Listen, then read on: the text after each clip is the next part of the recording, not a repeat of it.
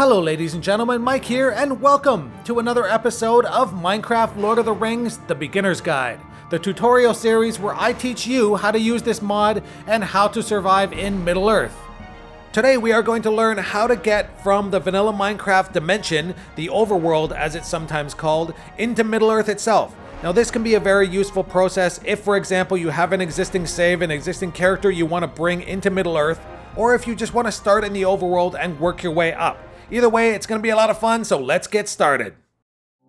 There is something I want to discuss very quickly before we get started, and that is a new mod that I have installed. If you look at the bottom left-hand corner of your screen, you will see a mod called Optifine. Optifine is a performance mod for Minecraft, a graphical enhancement mod. It's a lot of things. It can adjust the way the world loads, the way it looks, a lot of different graphical settings that aren't normally available in Minecraft. Now I will warn you straight off the bat that the Lord of the Rings mod team does not recommend using Optifine with Lord of the Rings. They are not compatible 100%. In some very specific circumstances, they can cause problems. So please don't get mad at me if things go wrong and you decide to use this. I'm not going to get into the technical details. I installed it for a very specific reason, and it has to do with the way I record the game.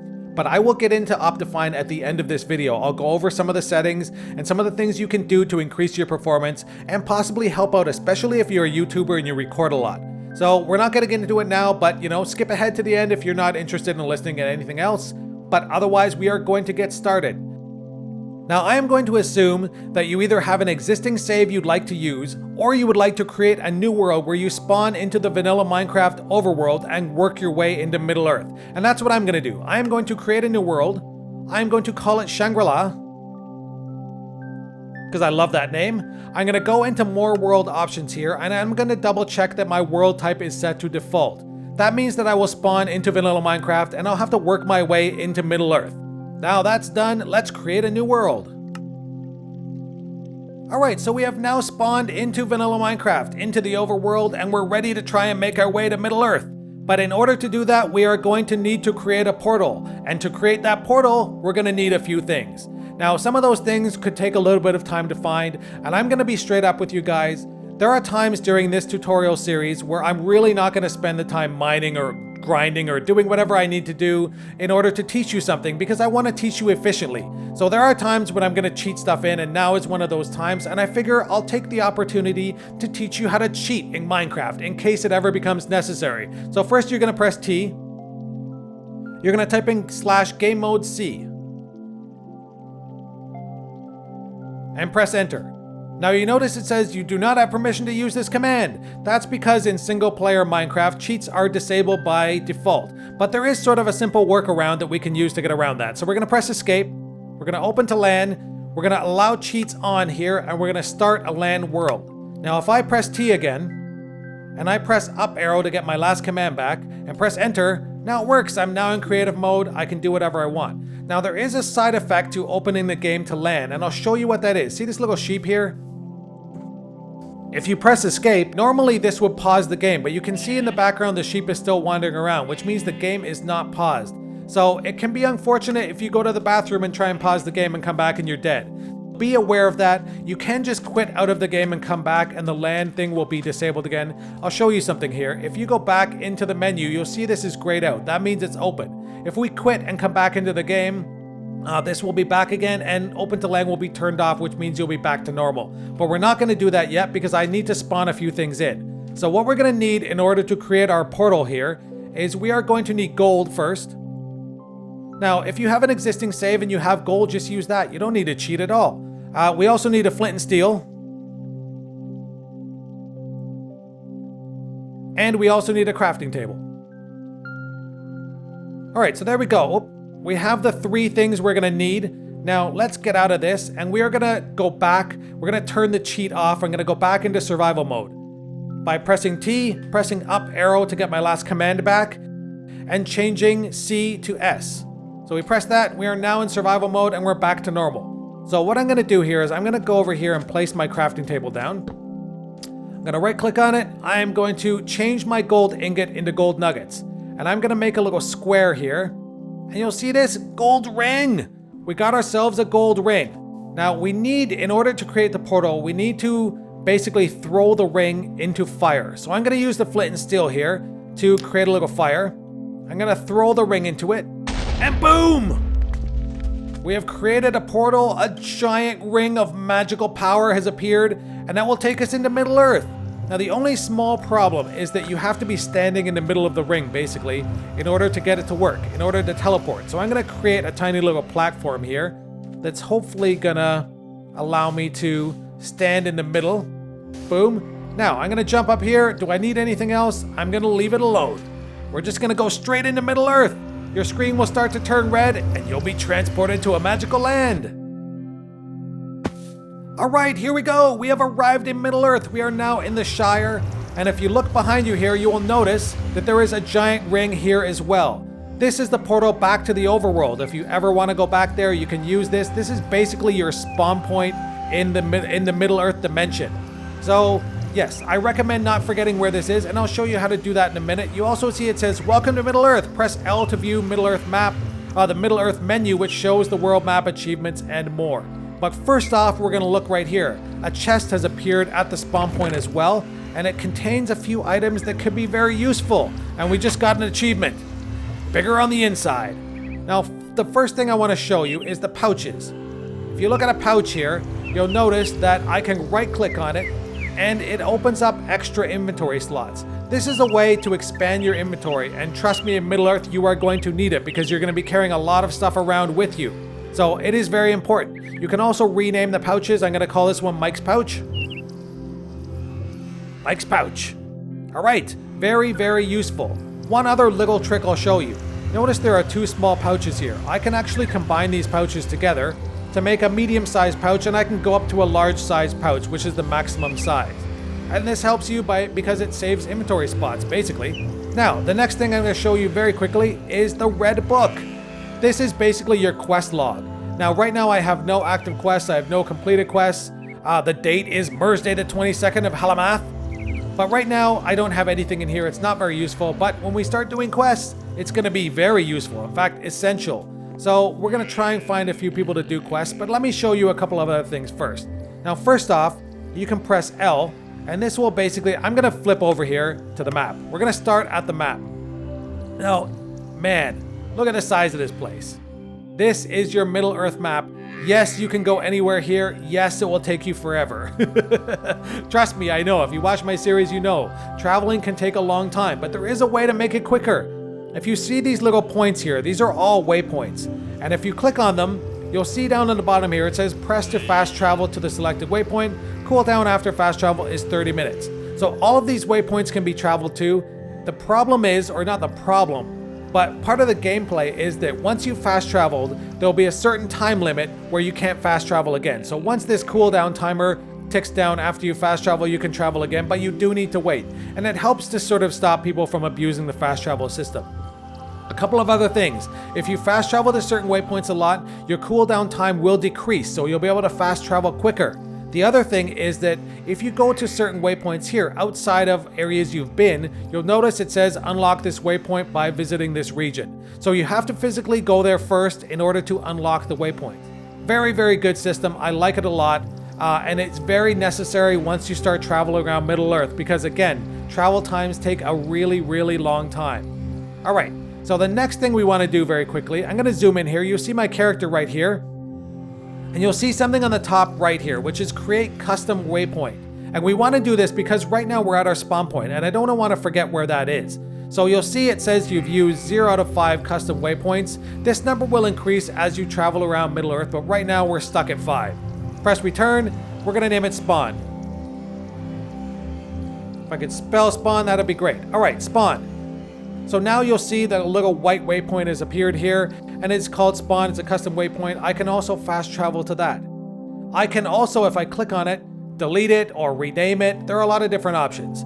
Now, I want you to take a look at the top left here. You can zoom in or out using this. You can also zoom in and out using the mouse wheel, which is what I tend to do. You can also toggle full screen. You can have it sort of like this, a smaller map. You can also change it to a more rustic sepia look if you like that. I don't. I like the color look. Now, let's go over to options. The option menu basically here lets you set certain settings like friendly fire. If I have this on, I can attack friendly NPCs, which I really don't want because they might start to hate me. I can also turn hired unit death messages on or off. Basically, if one of my hired units dies, it will appear in the chat below. Things like that. The Middleearth shield I can turn on or off. I can show my alignment and show my map location if I'm on a server, or I can choose to hide those. Let's go on to shields. There are a lot of different shields in Middle-earth as well, and a lot of them have to do with how many achievements you earn. You know, 25, 50, 100 achievements. I can select different shields. Right now I have nothing. I can also go, we're going to pass exclusive shields right now. Alignment shields are also based on whether you have alignment with certain factions. So if I reach, for example, 1,000 alignment with Rangers of the North, I can select this shield. None of this stuff is useful right now because I don't have any alignment. I'm a noob, I just got here. Titles. I can also select a title for my character, which will show above my head on servers. Again, I don't believe it's really useful for anything else, but I'm going to choose Adventurer. I'm going to select green. I'm going to select the title, which means it's now selected. It will appear above my head. Achievements. There are a ton of achievements in Middle-earth. Right now, we're in the General tab here. I got First Steps, which would be meant to enter Middle-earth. Bigger on the inside to acquire a pouch, and again, there are tons and tons of different ones. I'll probably do some tutorials on how to get achievements, but for right now, we're just gonna have fun and travel around. There are also a lot of very specific achievements based on different areas and different factions as well. Tons and tons and tons. We're not gonna get into them right now. We're gonna stick on the Shire here. Factions. The faction system of Middle-earth is very, very complex, and there's a lot of different things that you can do with it. Basically what it means is that as you travel around Middle-earth, people are going to start to like you or hate you based on your actions. So your actions really matter. If you kill someone, they're going to hate you for it, and all their friends are going to hate you too. If you kill their enemies, then they're going to be happy. If you do quests for them or help them out in different ways, your alignment will go up. And that's very important because if you want to trade with certain factions or you want to hire units, you want your friends to like you so that you can use their services. Very, very important. It's also going to change the map in a lot of ways. It's going to make certain areas very dangerous or very safe depending on who you're friends with. Right now, I'm in the Westlands. You can see the Hobbits here. I can change a ton of different factions here. All of these guys are going to start to like me or hate me. But when you start off in Middle-earth, everyone is set at 0. So you're 100% neutral, which means that you're going to have to choose which side you want to take. You can also go down here and you can choose different areas as well, but we're going to stay in the Westlands for now. All right, the sun is going down. Darkness is setting here very quickly. I want to show you something. The alignment meter shows you're standing with the factions of Middle-earth. Use the keys left bracket, right bracket to cycle between factions, and minus equals to cycle between regional groups. Normally that will be the arrow keys, but because I'm left-handed, I have actually changed the settings. The menu should reflect whatever settings you have in your key controls, however. So we're going to do that. You see, if I click right or left here, I can change basically my alignment bar to match whatever area I'm in. Right now I'm in the Shire, so I'm going to go with Hobbits. Now I'm going to try, because night is falling here, to find myself a place to sleep, and I will see you in the morning, hopefully. There is a farm here. There are a lot of randomly generated structures here that will appear in different areas as you travel around, and they're very important. You have to be careful. A lot of good things can be found. A lot of enemies can be found there depending on where you are. Now let's go upstairs here. See if we can get ourselves... Is there a bed up here? All right, there is. Hello, Mr. Farmer. I'm gonna sort of sleep in your bed here for the night. My first night in Middle-earth. I'm so excited. All right, it's now morning. Now this guy, I can tell you very quickly that you can hire troops or you can hire farmer hands from him that can be used to, help you with farming, but we're not gonna get into the details right now. Let's go straight back outside for a second. Oh. Very quickly, I'm going to need to eat sooner or later. Now, there is another thing here I'll tell you very quickly. There are times when I'm going to steal or do, generally bad things in order to show you sort of things that I want to teach you or to make my life easier when I'm teaching. One of those things is stealing a few things here. Now, no one cares in the Shire. You can pretty much take whatever you want and no one will care. I'm going to use this crafting table here to change the hay bales into wheat. All of them, hopefully. There we go. Boom. I'm gonna make myself some bread. Boom. All right, let's keep a little bit of wheat here, but I got some bread. It means I can eat and not have to worry. All right, hobbits. Hello, how are you? You're wandering away from me.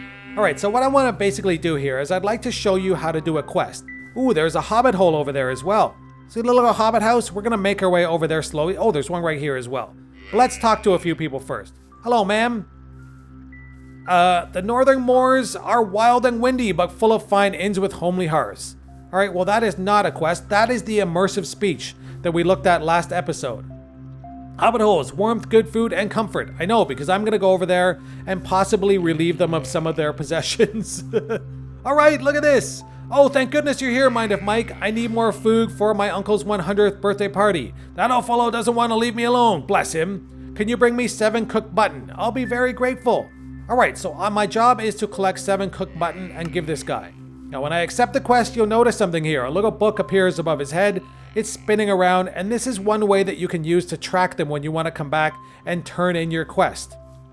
Now I can also go to my red book here. I can right click on it. And you'll notice I have an active mini quest. Now I have 1, collect 7 cooked mutton, and 0 of 7 given. So this will update me on the progress I'm making towards finishing this quest. One other thing I'll show you here very quickly. If I go into my map, you'll notice that that red book is also here. So I can track him on my map as well when I want to turn in the quest. Okay, so I'm going to, well, first thing I want to do is get myself a little bit of wood here. Again, I'm not going to take you through everything, but I want to get some wood and make myself a weapon because I'm going to need to collect some cooked mutton. And to do that, I am going to need to kill a few sheep and cook them. Okay, I have very quickly created myself a sword and a pickaxe, and we're going to move out. We're going to try and find ourselves some sheep here in order to complete this quest. Sheep, where are you? Where are you, sheep? Oh, sheep right there. Now the other thing I'll probably need is a little bit of coal in order to cook the mutton. Hopefully I can find some. Well, it's very, very dark in here. Very, very dark, actually. Let's come back in a second. I'm not going to torture you guys with that. Hello, sheep. How are you? Hi. I need some mutton. Now you'll notice something else. On the right side when I attack, on the bottom, you will see a little cooldown meter there. And that helps you basically optimize your strikes, the strike timing. It's very similar to what's in Minecraft 1.9 and onwards, but I gotta be honest, I like the one in Middleearth much better. And it does take a little bit of practice. I will probably turn it off after a while, but I wanted to let you know how it works and show you. It is very good when you're initially starting to sort of help time your swings. Let's get a few more sheep here. I think we are probably done. How many did I actually need? I can't remember. Let me check my little red book. I need 7, and I now have 11, so we're good. The only thing I'm going to need to do is cook them. And to do that, I will need a little bit of coal. So I'm going to scout around here and see if I can find myself a tiny bit of coal, and I'll be right back. Okay, we got our coal. We're going to head over to this Hobbit Hole here, and we're going to try and cook up our mutton and complete our quest. We are in the Fair Barn Hill. Place looks very cool, right? So exciting. All right, now the other thing you can do is you can basically go through these guys' houses if you want to. No one's gonna care in the Shire. You can do whatever you want. Hello, how are you? Oh, good day, Mind of Mike. I really need some fruits for my pie. Could you bring me 8 apples from the orchard? Sure, why not? I'll complete another quest. Let's see what else they got here. Gammon, pipeweed. Yes, you can buy pipeweed. Yes, you can grow it. Yes, you can smoke it. There is all kinds of stuff you can do. I'm gonna take a few of this stuff here just because, you know, I want to. Oh, corn. There are so many new things in Middle-earth, it will take you forever to discover them all. Oh, I forgot what I was doing, so excited here. Alright, so now one thing you should notice is that there are new ovens. So different factions have different kinds of ovens, different kinds of forges for metal, all kinds of stuff. A lot of it. I'm not going to get into all of it, but we're going to start off here with the Hobbit oven. Look at all these slots here. So these kind of ovens are much more efficient because your coal will go a lot further. What you can do, I will take this and I can basically go boom like this. And although it's not necessary in this case because I really don't need it, this will allow your coal to go a lot further. It means you can smelt or cook a lot more with the same amount of coal. A lot of people give me crap for that because in my series I tend to forget to do this, but it is a very good thing to do. It also makes it a lot quicker too. And I should basically be doing that as well. Alright, we got all our mutton here. We're good to go. I'm going to leave these ones cooking and we're just going to jet out of here and go back and turn in our quest. Now, you can see that I can actually see the book. It's sort of transparent through the world here. And that is a very good indicator of that you're going in the right direction. Right, I think I got my friend here. You ready for this? We're going to turn in our first quest and hopefully become friends with the hobbits. We ready? Let's do this. Alright, look at that. I am now a Hobbit Friend. Thank you, my good friend. Now please be off. I have to prepare all the food for this guest. Oh my! Now you'll notice I got some money here as well. Yes, there is money in Lord of the Rings. Yes, you can use it to buy things or trade for whatever you want. You can also sell things to make money. If you have a farm, you can sell the produce to make money as well. So there are a lot of different ways. Now you'll notice here I now have a completed mini quest and I still have an active one. So I have one completed, and I still have this one to get my 8 apples, or to give 8 apples to that guy, but I'm not going to do that right now. I think we're finished for today. We are here, we are comfortable. Man, what a beautiful place. Next time when we come back, we're going to be learning more about the Shire, maybe doing a little bit more mining, and getting things started. I hope you enjoyed this episode, and if you did, please leave a like and subscribe to my channel for more. Take care, guys, and stay tuned for a little bit about Optifine before I go. I did mention at the beginning of this video that I would talk about Optifine and discuss some of the settings that I use and that I recommend for Minecraft Lord of the Rings. So let's do that right now. We're going to go into options, and then we're going to go into video settings. And I want to direct your attention to just a few settings. One of those being chunk loading. Now, if you have a decent CPU, a multi-core CPU, you can try setting it to multi-core. What this does is it dedicates one core of your CPU to just loading the world around you. And in my system, it makes a huge difference. My world loads much, much faster, especially when recording. Now, word of warning, it can introduce some graphical glitches, so if you notice anything weird, just turn it off, but give it a shot and see if it works. The second thing we're going to do is we're going to go into performance here. I want to direct your attention here to smooth FPS. I have it set to on for a very specific reason. I use DxTory to record Minecraft, and when I don't have Optifine installed and I don't have this setting on, my capture frame rate is capped at 40 FPS. I have no idea why I can't get 60 FPS. But when I install Optifine and I turn this setting on, I get a smooth 60 frames per second capture. So for whatever reason it works for me. I don't recommend it for everyone, but if you're having trouble recording or getting 60 frames per second, give it a shot, turn it on, see if it works. The second thing I have here is my chunk updates are set to 3. Usually they would default at 1. I have it set to 3 because it allows the world to load faster, and if you have a good system and a fast SSD, this can make a difference. Fast math, a lot of these settings, I wouldn't really play with them unless you're really, really looking for performance, because who knows what's going to happen, it may make your performance worse. Alright, done. We're going to go back into quality here. I want to show you a couple of things. I'm going to turn better grass on to fancy, and I'm going to turn natural textures on as well.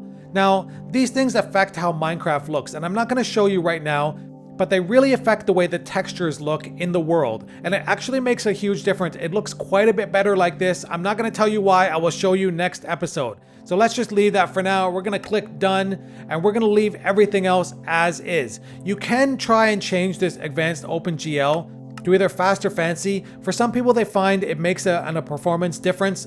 I don't really know. Sometimes it seems to work, sometimes it doesn't for me. I'll leave it on fancy for now and see if it makes a difference. We're going to click done, and we're going to go back into the menu. So that's it for today. I hope you guys enjoyed this little episode, and if you did, please leave a like and subscribe to my channel for more. Take care, guys, and have yourselves a great day in Middle-earth.